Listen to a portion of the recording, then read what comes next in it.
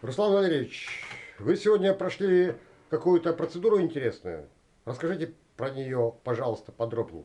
Да, сегодня мы познакомились с представителем восточной медицины, зовут его Ильдус, который сделал нам хиджабу. Хиджабу делают спортсмены перед соревнованиями. Значит, я вам сейчас повернусь спиной, вот спиной. Выкачивается венозная кровь. Так, то есть Вот вдоль, такими вдоль баночками, позвоночника да, вдоль такими позвоночника, баночками, да? 10 баночек, да. Делается 2 или 3 процедуры. Делается 2-3 процедуры. Вот. Значит, на третий-четвертый день, получается, обещает совершенно иные ощущения в организме. То есть происходит, видимо, обновление, обмен веществ активируется.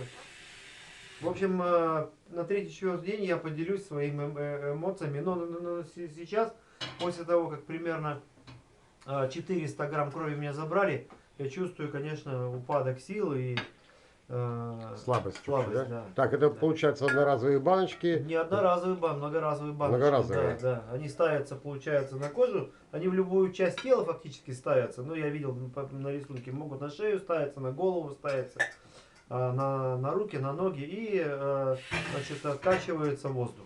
Создается вакуум и делаются надрезы на коже. А надрез делается чем? Хирургическим ножиком. Скальпелем.